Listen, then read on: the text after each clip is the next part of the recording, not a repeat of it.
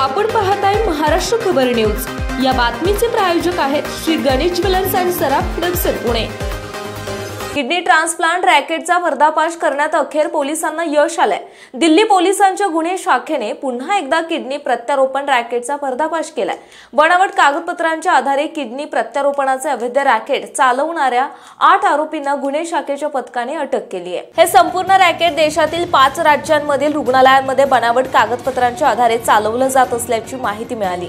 या संपूर्ण रॅकेटचा पर्दाफाश करून 8 आरोपींच्या मुसक्या पोलिसांनी आवळल्या आहेत। अटक केल्यानंतर दिल्ली पोलिसांच्या गुन्हे शाखेने पुढील तपास सुरू केलाय। या रॅकेटमध्ये आणखी लोकांचा सहभाग असण्याची शक्यता आहे। त्या अनुषंगाने तपास सुरू आहे। दिल्ली पोलिसांच्या गुन्हे शाखेने नुकतेच 9 जुलै रोजी आंतरराष्ट्रीय किडनी प्रत्यारोपण रॅकेटचा पर्दाफाश केला होता। हे रॅकेट किडनी दात्याकडून 4 ते 5 लाख रुपयांची किडनी घेऊन 20 ते 30 लाख रुपयांना विकायचे।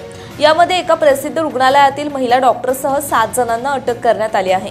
हे आंतरराष्ट्रीय रॅकेट बनावट कागदपत्रांच्या आधारे किडनी रॅकेटही चालवत होते आणि या संपूर्ण रॅकेटने 2021 ते 2023 या कालावधीत नोएडा येथील एका खासगी रुग्णालयात सुमारे 15 ते 16 किडनी प्रत्यारोपणही केल्याची माहिती समोर आली। आपण पाहताय महाराष्ट्र खबर न्यूज। या बातमीचे प्रायोजक आहेत Shri Ganesh jewellers and Saraf production Pune.